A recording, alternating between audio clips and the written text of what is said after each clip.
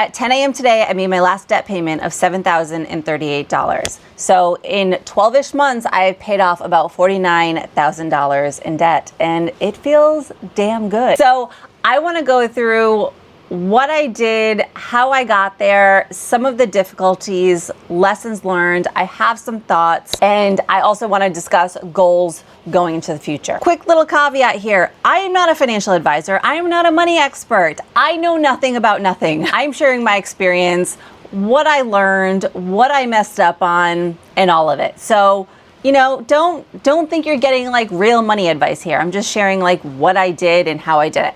All right, let's do this. Let's quickly go through the logistics, the fundamentals. What everybody with a personal finance platform basically tells you is that number one, you literally, to do this, to pay off any debt and to get control of your spending, you have to budget. You have to know the numbers. You have to know what is going out and what is coming in. It is fundamental. You cannot get around this. It does not matter the method that you use, but you have to track everything if you want to get ahead of bills, money, debt, whatever. I use quite a few platforms before I found Quick and Simplify. I love Quick and Simplify. It's the thing I use now. It is linked below. It is an affiliate link. You do not have to use it. You can go search it on your own, or you can use anything else. Just find something. I don't even care if it's a pen and paper. You just have to be diligent about it and just make sure that you track everything. It's super important. Next thing is I use the debt avalanche method. And so with this method, you choose the highest interest rate first to pay off, and then you work your way down. That's basically what I wanted to do because I didn't want to pay a lot of interest. Here's what's interesting. This is how, I don't want to say ignorant I was to this, but this is how thoughtless I was. That before I started really paying attention to my budget and my money and the debt that I had to pay off, I didn't even consider the fact that once I paid off one bill, that money that was going towards that bill would go on to the next bill. So let's say I was paying $1,000 for the high interest and then $200 each for the other ones. If before I started this, I would have just paid off that $1,000, and then that $1,000 would have gone back into my pocket, and I would have spent it like regular, and then I would have just kept paying the $100 or $200 onto my other bills. It's so stupid. But obviously I learned. And so what I did was I paid off the highest interest rate bill first, and then I took that money and then tackled it onto the next bill, and then so on and so forth until we got down to today where we are at nothing. So I like that method. There's also the debt snowball method. Debt avalanche and snowball are the two primary ones that most people use. I use the debt payoff planner app, I think is what it's called. I think it is a paid app. It is not affiliated. I do not make money off of it. I like to visually see my debt going down and see when my payoff debt was. So that's why I like this app. I have it linked below. You can use it or not use it. It's up to you. But I liked that method personally. So let's go through some of the lessons and things that I've learned. I've kind of been jotting down thoughts and notes as I've gone along this process. The first lesson is that either paying off debt or getting better with your money is about 80% behavior and 20% math. Because if you really think about it, most of us know we kind of get bogged down because there's so much different advice and tips, and there's so many voices out there telling you what to do. But when you break it down to the fundamentals, is that the fundamental goal, the thing that has to be done, is to spend less than you make. And if you really can, what's even better is to try to even increase your income and still spend a lot less than you make and not let lifestyle creep in. The challenge is that sticking with this is extremely difficult. We can be disciplined in some areas of our life. Like I was very disciplined in certain areas of my life, specifically anything that came to work. But when it came to spending money, I had zero discipline.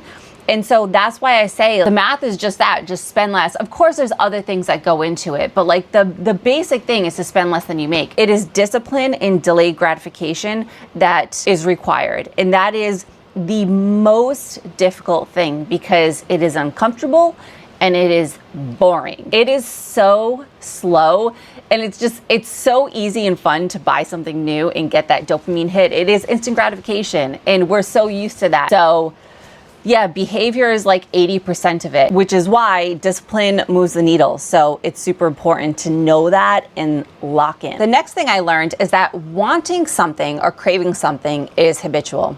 And if you have a strong propensity to impulsively buy or excessively shop, it is in some cases an addiction. But the good news is that with any addiction, with many addictions, I'll say, the urge to buy and spend fades away. The bad news is that this is kind of a slow process. I read Reddit forums all of the time, and over and over and over again in the shopping addiction forum, you will hear people say, I slipped up, I spent a lot of money, because we are constantly wanting that quick fix. I see a lot of people doing no buys for a month and expecting drastic change. For me, at least, I think it took me a good solid 6 or 7 months to actually feel a true shift in my mindset and emotions on wanting things. I now look at materialism and consumption entirely different, but it took a long time. It was very slow and it was very boring. But if you can just push through, if you can just figure out different things to do, stay focused on the goal, budget every day, pick up a free habit, learn a new skill, do something, get yourself through about, I'm going to say 6 months. I'm pretty confident in saying you will see fundamental shifts in how you see money and how you spend money. But it takes a lot of effort. It is hard. It is really hard, especially if you have an addiction to shopping. About 15 years ago, I gave up sugar because I could not stop. If I had like chocolate cake or cupcakes or something, any sugar, once I started, I could not stop. It was a true addiction. And it took me about a year. But after about a year, I can look at anything sweet and not crave it at all. It's the same thing. I just look at spending money so differently. I look at the way that I see materialistic things on other people and logos on other people. You just view it differently is basically what I'm saying. So the urge to shop, I promise you, it does fade. I promise, you just have to stick through it. The next thing is that you learned how to separate wants, needs, and wants pretending to be needs. This took me a while, okay? It was a slow crawl, but I had cut out so much out of my budget that I really started, as I went through this process, to hone in on what I was spending and was it absolutely necessary, down to my groceries. I even do that now. I've said this in other videos, but I calculate everything as I go through the grocery store. I add it up on my calculator and I go through. And I really think about, am I just buying this because it's kind of a nice to have? Or do I actually need this? Is this a fundamental part of my diet? Is this something I will really be missing and lacking? It just makes you think through all of your purchases, whether big or small. I have made purchases on here, obviously, throughout this entire time, throughout this year. But as you start to see what your money can do for you now and in the future as it compounds, and once you start to see the debt going down, and your savings going up, and not having to transfer money from account to account, and not being stressed about making a purchase somewhere and having an overdraft fee or something coming out or a bill coming out and you not having enough money to cover it. There's none of that anymore. When you start to have less anxiety and more ease about your money, you really just start to pay attention of what's actually important and what you actually need and what truly makes you happy. Not the dopamine hit happy, but like what actually brings you pleasure day to day and what is actually worth your money and your time. I said this a little before, but I'm going to say it again because for me, this is, I believe so strongly in this because this was so hard for me to do. It is not in my genetic makeup, but delayed gratification, mastering delayed gratification is a superpower. If you tend to impulsively spend money, buy things you do not need, find yourself excessively shopping, once you see the ability to delay that purchase for a long time can change your life. In all aspects of my life, this is so challenging. Even if I want to even if it comes down to just like a conversation with somebody, I just need to get it out. Like I just need to do, once I get an idea in my head or a thought in my head, whether it's a purchase or a conversation or a thought that I want to do something, I just want to do it right then. I, since a child, have lacked the ability to delay gratification in every way. And my parents never saw this and never tried to kick it out of me. It carried its way up through my adulthood. And this was so hard to do because not only did I lack the skill to delay gratification, but I also have some OCD. So I just like laser focus into something and cannot stop thinking about it. And so because I lack the ability to delay gratification, I usually act on whatever that is, unless it's like illegal or bad for you. Usually it's shopping. That's obviously where I got in trouble here. So if you can see that most things are designed and marketed to make you buy, and if you can figure out how to not buy that thing, or delaying it for a very long time, you will win at so many things. You will win at so many things, even in life, even if it comes to like business or work. This is such a good skill to have. The next thing is that I rarely want things now. There are a few things on I don't even have a wish list. There are just a few things that they've stayed in my head for a while. Maybe at some point in the distant future, I might buy one of these things. Maybe I'll make a video about it. I don't know. But nothing pressing. For the most part, I don't want anything, and I feel like I see through this illusion now so clearly that sometimes I walk into a store, it makes me mad. I used to walk into mostly any sort of retail store. It didn't matter what it was, or see something online, and I would physically feel an emotion of joy and happiness and elation and just want to buy everything. Like I was overwhelmed by the beauty, whatever the beauty was. It could literally be anything.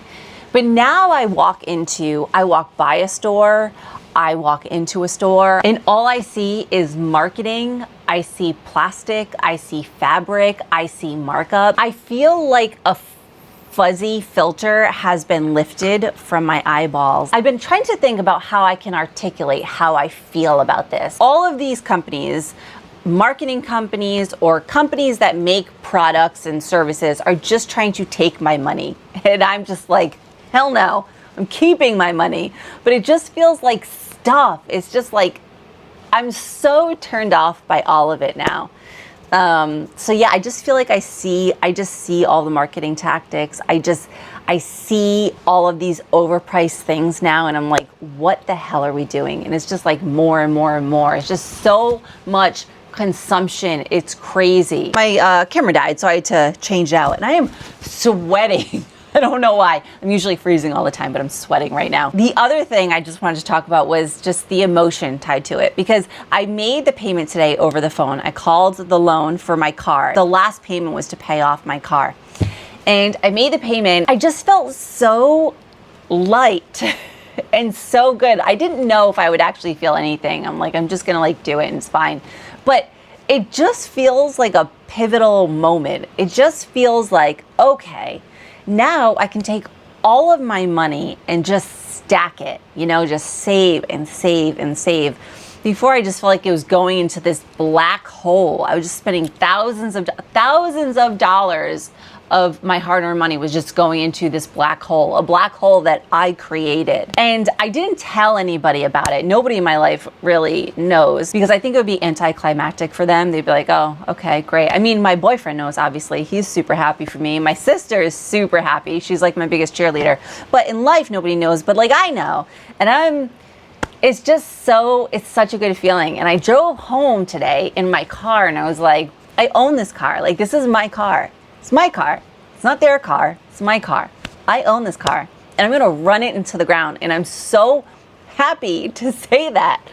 It's such a good feeling. I promise you, if I have not already emphasized this enough, I just want to reiterate it, that it is such a good feeling, and it's so freaking hard in the beginning. And I understand if you cannot get control of your spending, but I promise you it is possible. You just have to go through the suck. You just have to fill up your time, and do not watch anything that will make you buy. Do not. It's so important. And so the last thing I want to leave you with is that what I'm going to do with the money, because I was spending between $4,000 and $6,000 on debt monthly.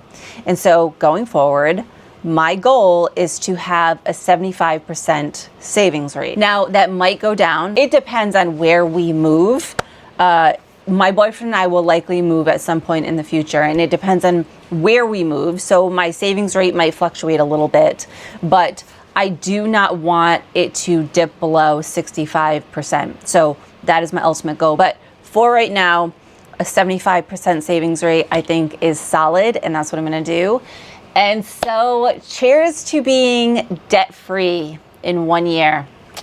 Can't freaking believe it. And thank you to everybody who either just jumped on this journey or who's been with me since the beginning. I just got chills.